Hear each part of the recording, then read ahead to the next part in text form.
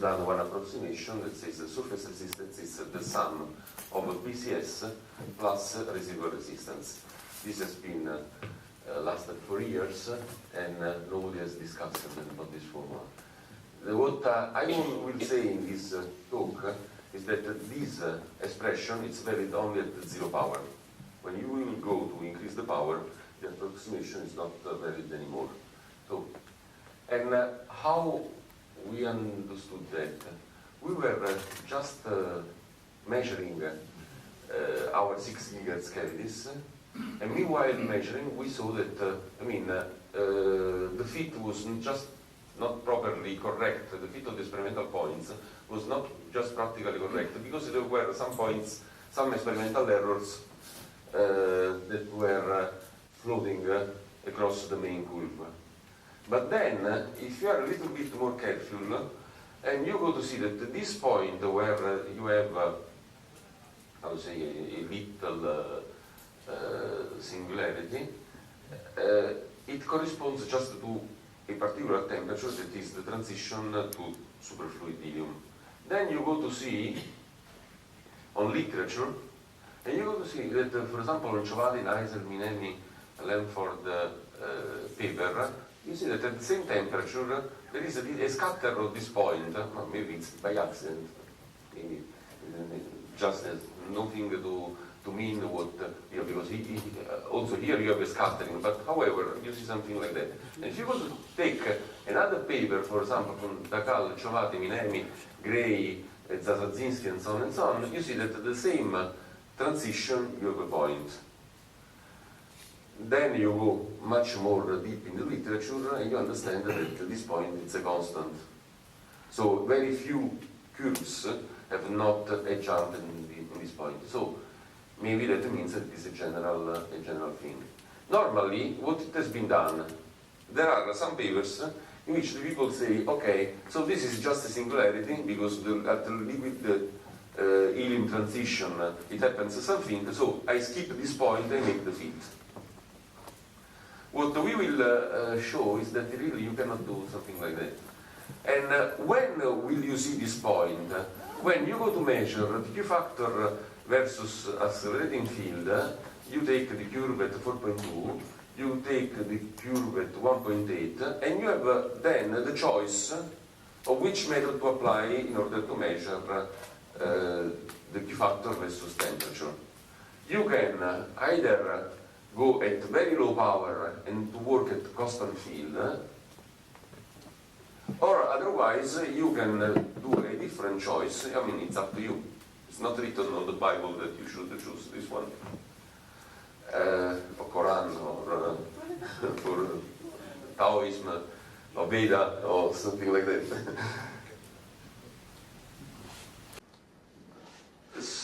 You can choose another possibility to go at constant power, and then you go to measure the dependence of the residual of the surface resistance as a function of temperature when you will get done with temperature.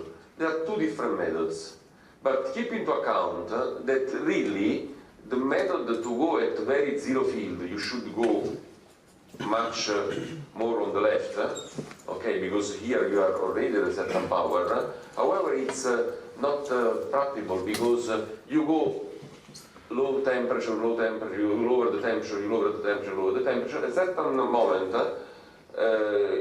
your signal is too weak, and then what you must do is to increase a little bit of power. So people go like that and then increase the power.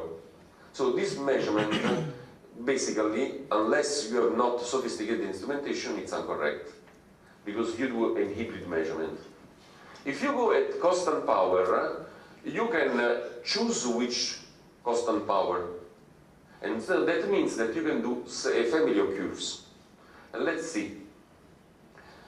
The Q factor is a function of three variables: the temperature, the accelerating field, and the power. But only two of them are independent.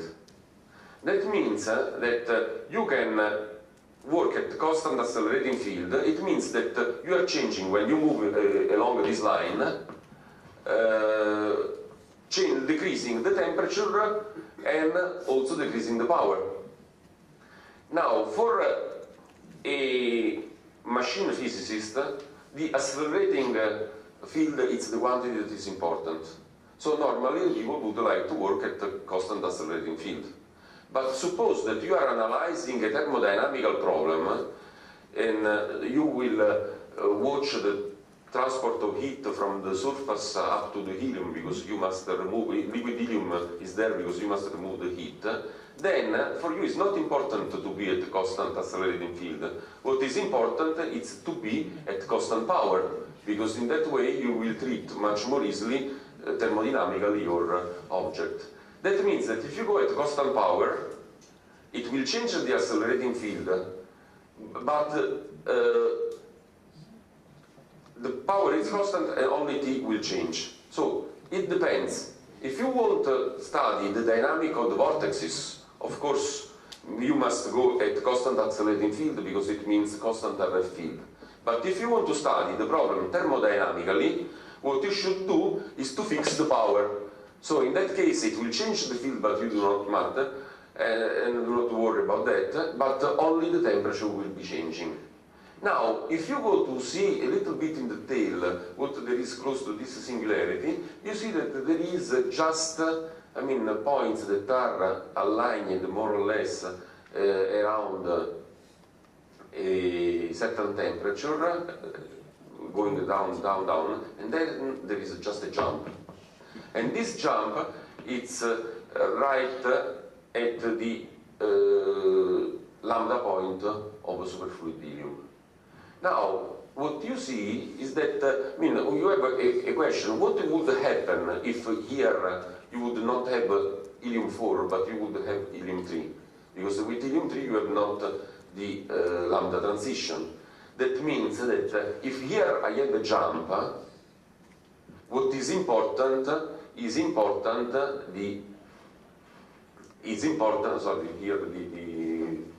was moving a bit during the shift. If I have a jump, what is important the medium that stays outside. So in other words, the residual resistance depends on heat transfer to liquid helium and not only on the niobium material. Because you see, oh sorry, this was a shift from the one computer to the other one, but this would be here. You see that there is a fork. So you could go according the natural behavior of this curve, or otherwise here you have a jump. And if this jump you go to see a little bit better as a function of the power, what it happens is that increasing the power, you see, the jump becomes bigger and bigger. What it means? It means that you pass from liquid helium-1 to helium-2, and this affects the properties of the superconductor. You may say that's trivial, but at that point it means that the heat transport is important, because if it would be not important, it would be only a problem of the superconductor, you would not see this jump. That means that at low power, you see, the jump is small because it's extremely important, the internal layer of the cavity. But when you are increasing the power, you are going to transmit the heat to liquid helium, and liquid helium is not said that it is removing the heat in the most efficient way. Why? Because of liquid helium, or because of the surface? Because of both, we will see. So, you can take the measurement to go from 4.2 to 1.8 in according to a constant accelerating field, or otherwise you can go at different RF powers. In that case, you have the possibility to choose one curve or two different curves at constant power. It's just like to move from one-dimensional space to a two-dimensional space, because here you will have just one information, and here you will have a family of informations. Now, if the surface resistance is a function of temperature, the Q is a function of the accelerating field, you can put just two curves in one graph.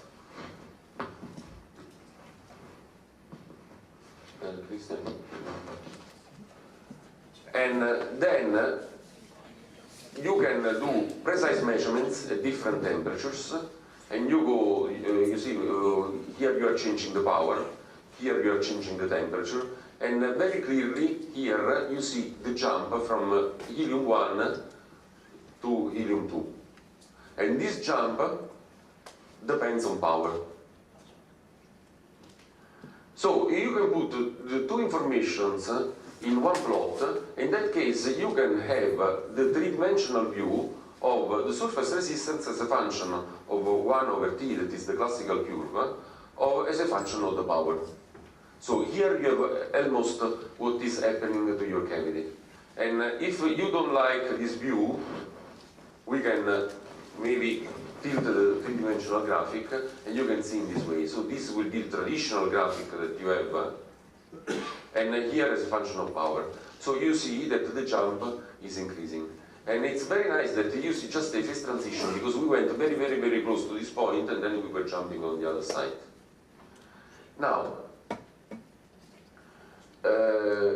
it's certain that if you measure cavities over cavities over cavities, you will have always this jump, and really you cannot mask this data. Why?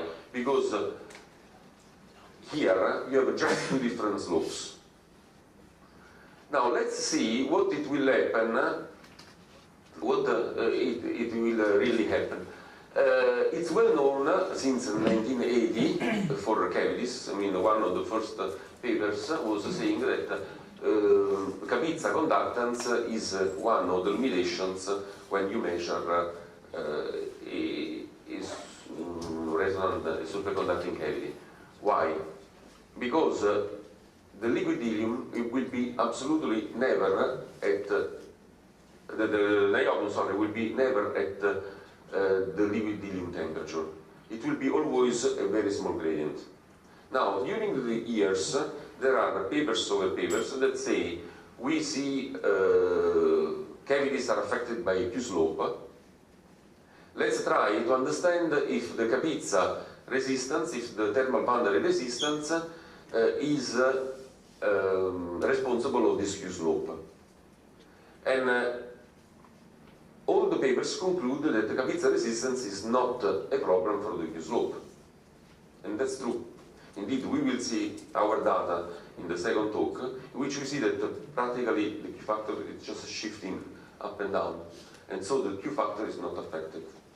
But the fact that Kapitsa resistance doesn't affect the Q factor doesn't mean that Kapitsa resistance is not a problem.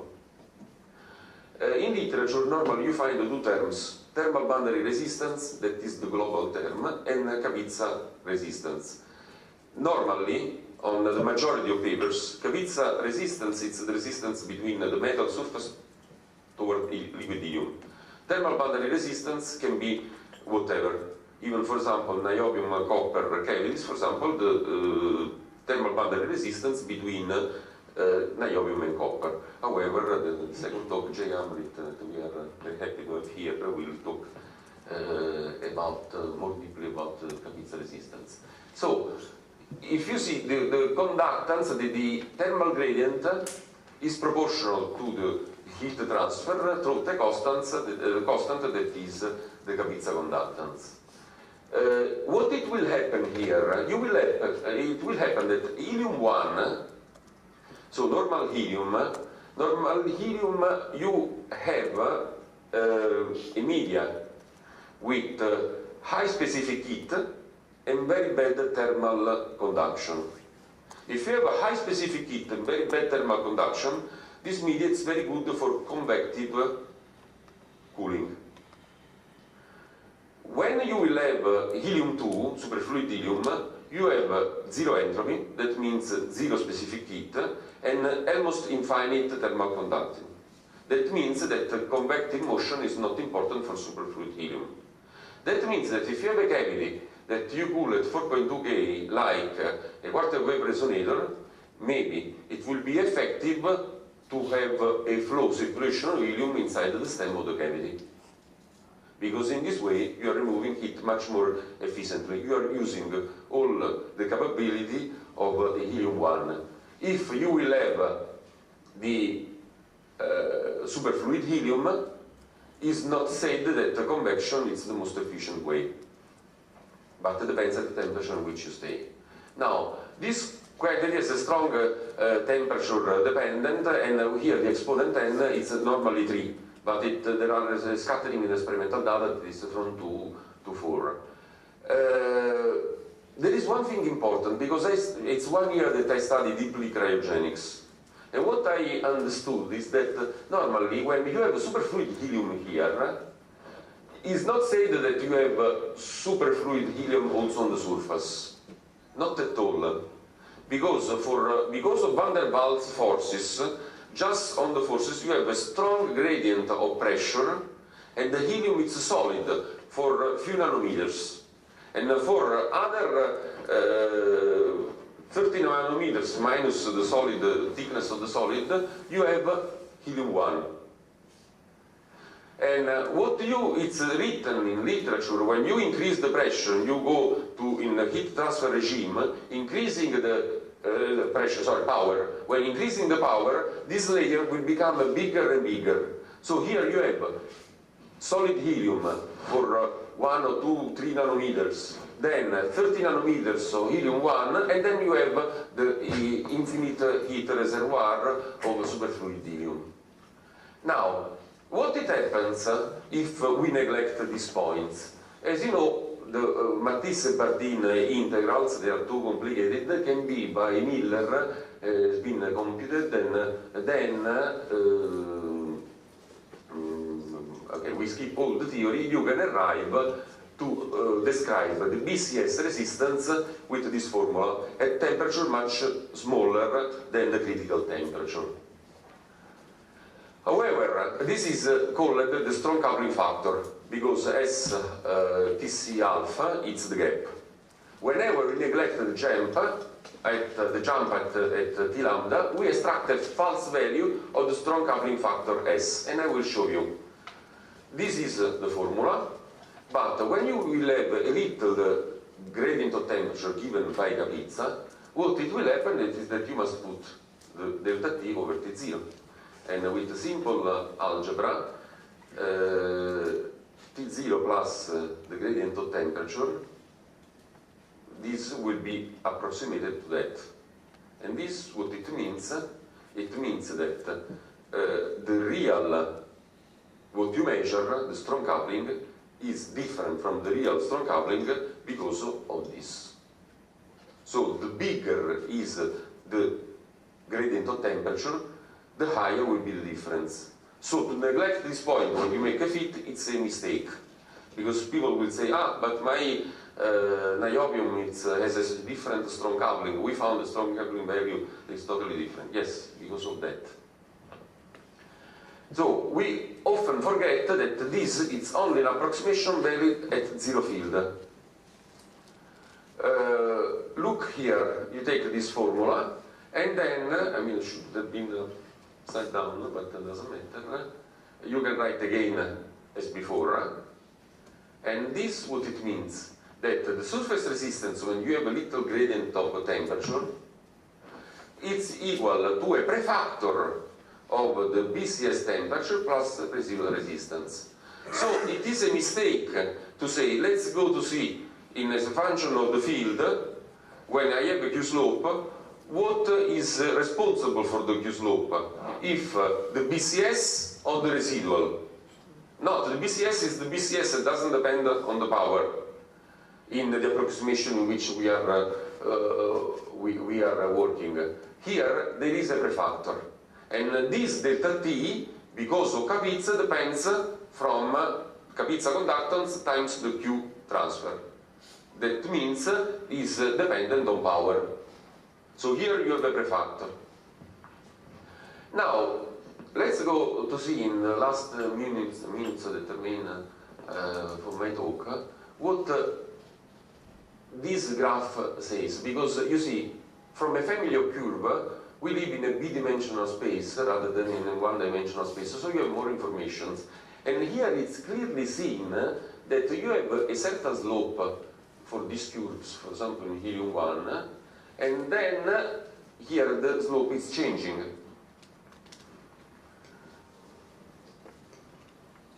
If you go to see these measurements here, this graph is more clear. You go to, we have done a lot of temperatures mapping, I mean it's not temperature mapping, sorry, a map of the Q factor versus accelerating field at different temperatures. So this graph takes a very long time, but at the end it's extremely useful. But you see that here there is just a change of slope. And when there is this change of slope, here around where the star around something like 175 milliwatt for a 6 GHz cavity that has a surface of 44 square centimeters. And this is important. So if you go to plot as a function of the square of the field, you just see this change in the slope that is extremely clear. And the change of the slope is just going here. But now, let's go to see a little bit, the center point becomes almost constant. Okay, the critical power where the losses change slope do correspond to helium-Boeing nucleation. Because if you go to see on cryogenics literature, you have different regimes. You have in the regime in which you have the normal transmittance of heat to the liquid helium, and then at a certain point, a certain power, you have the boiling nucleation. That means that you have some singularity of the pressure on the surface, and the bubbles of helium gas, meanwhile, will detach from the surface, they will remove the heat. Moreover, the bubbles will give convection, will steer the liquid helium. That means that since helium 1 has high specific heat and low thermal conduction, convective removal of heat is very efficient. And look what it happens here. At a certain moment, you have bubbles that are forming. Of course, when you are increasing with the power, you will go in a regime of film boiling. That means that close to the surface, you will have only liquid helium gas. In that case, your heat removal will be absolutely not efficient, and maybe you could justify the thermal global crash down of the cavity. But if you go to see the literature, here you see this was, for example, it's the first, the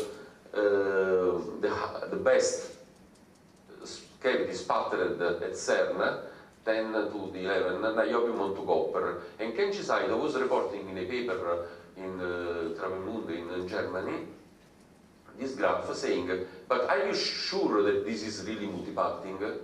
Because when the cavity was measured, people said, okay, maybe we had the barrier of multiparting here because we have the decrease of the Q factor. But if you go to see this point, I mean, Saito was the first one that was evidencing, that was displaying that maybe this could be not multiparting but something else. If you go to see other curves, the most clean curves, they have a point of flex here, you see, in helium 1, that seems to remain also at helium 2. And literature is full of curves that have this shape. So you have one slope, then a certain critical point, the slope is changing. If you take the curve of the heat transfer as a function of delta T, you have just a curve that have a point of flex in film boiling, and when you go to put this curve inside the delta T or inside the RBCS formula, you calculate the Q that has exactly this flex. Now, is it possible that helium 2 will have memory of the boiling nucleation of helium 1? Helium 2 is superfluid.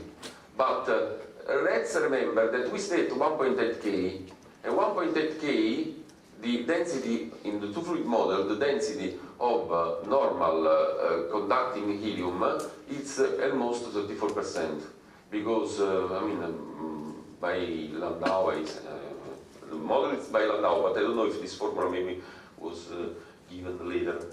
The density of normal fluid over the total density of the fluid goes as T over T lambda at 5.6 exponent.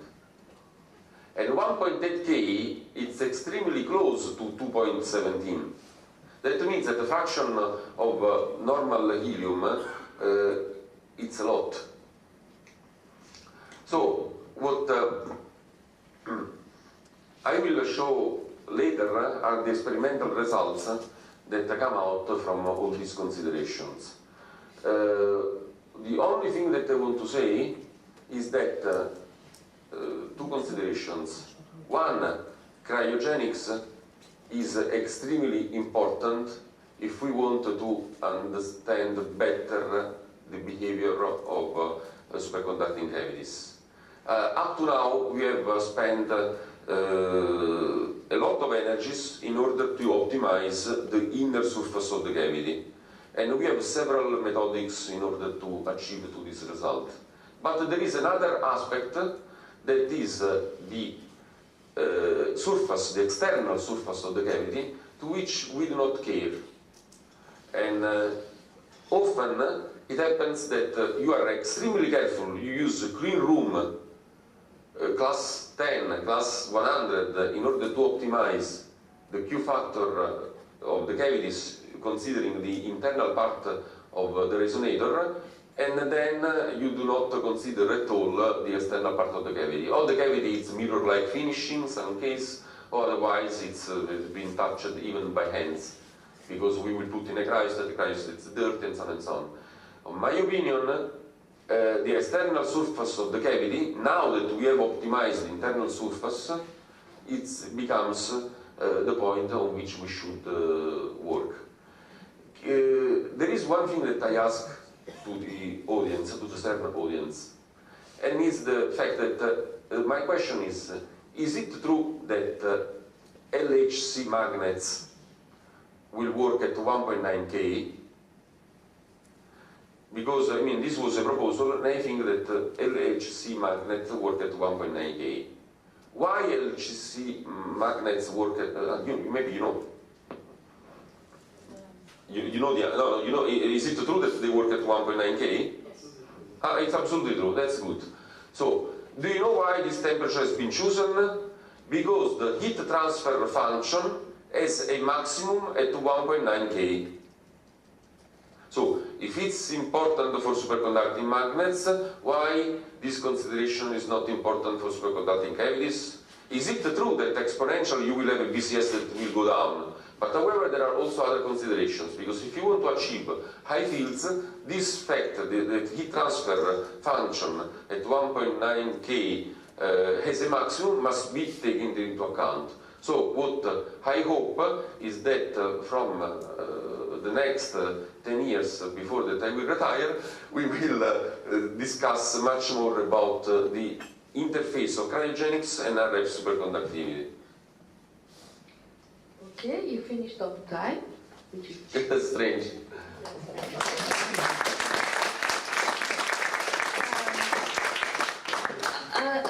There's time for one or two questions about the theory part, but I guess once you show your experimental results, there will be more questions. Yes. Okay, it's rather a comment than a question. People tend to think that as soon as you are in superfluid, you don't have bubbles. This is something you read in your very first textbooks in cryogenics, but this is not entirely true. It depends on the flux, on the heat flux. You can have nucleated boiling, you can have bubbles in superfluid if you have enough heat flux. So and this is exactly what you were saying here. I mean, it's of course the normal component which brings to that. So if you go to higher heat fluxes, you may have more either nucleated boiling or even a film boiling. Yeah. And then if you have a film, you don't have you block heat transfer. Now on Kapitsa, Kapitsa resistance goes with T to the third power, yeah. Which means as soon as you go down in temperature, you increase the Kapitsa resistance more and more. And this is one of the things in the LHC. We have heat transfer across a heat exchanger, which is in copper, and it's the delta T which is important. We cannot go so much down in the temperature of the cold bath, which is inside the heat exchanger, because the Kapitsa resistance would then impede, contrast the heat transfer. I think you're right that there is a lot to explore here. We did an experiment some years ago where we simply put a sheet of a small disc of copper, niobium coated, or a small disc of niobium coated across. Yeah, sorry, that's it. Niobium coated? We tried to measure the Kapitsa resistance by having two baths separated by. So having two baths separated by a disc of either copper, niobium coated, or niobium coated. We didn't go any further. It would have been interesting to go towards what you will show later with a layer on copper or the oxidation of copper itself. Yeah, but it's a very relatively simple measurement to do, to have a superfluid bath and a normal bath, and then put a heater in the normal bath and measure the temperature of the normal helium, and by that measure the Kapitsa resistance. Yes. Or the heat transfer, because what you are concerned with is not Kapitsa, it's heat transfer in the end. Yes, absolutely. But we will, I don't know if I will show these results because the experimental results are a lot, but we see a difference in thermometers going far away from the bath. What does it mean? It means that really you don't have only helium-2. You have also helium-1 when you are close to the but I don't want to anticipate too much. I think I'm all right. This graph is actually what I was trying to ask you. So, you say, you claim that the slope is getting steeper due to heat transfer. But why is it getting flatter again? No, I am interested to this point. Yeah. What I say is that you have your dissipations, the more that you increase the temperature, this go with the square of the field. Okay. At a certain point, what it happens is that the dissipations are so big that you have nucleation of bubbles. Okay. So you have you enter in the nucleation phase. Nucleation of bubbles is, in a certain sense, improving the heat transfer because you remove the heat.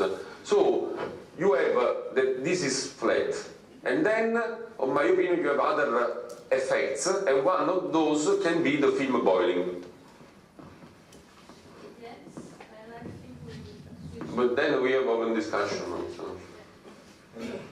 Enzo, I guess two questions. First, two related to that curve.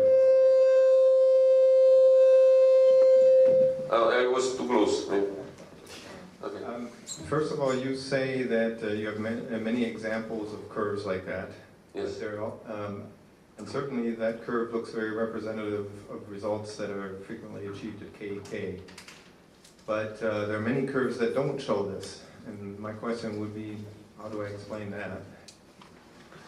You have a sum of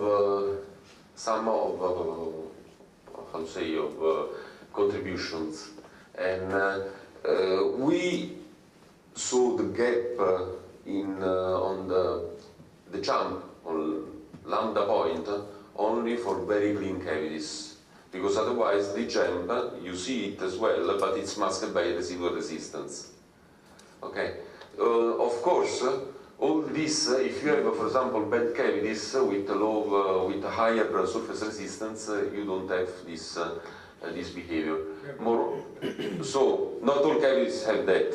Among the cavities in which you have this effect, what I think is that the external status of the surface is extremely crucial in order to have film boiling or not. So I can show other cases in which, for example, when I'm anticipating the talk, you have a mirror-like finishing. In this case, you will have not at all bubble nucleations. And this could be explained by superheating or liquid helium. But in this case, I am anticipating the second talk. So if you can wait just for this question in the open discussion, Jens. Moreover, we are out of time. Yes, so. but we started 5 minutes later. So now we call it J-Amrit. J-Amrit is working at Orsay University, and he has been working on cavities and heat transfer measurement for a while.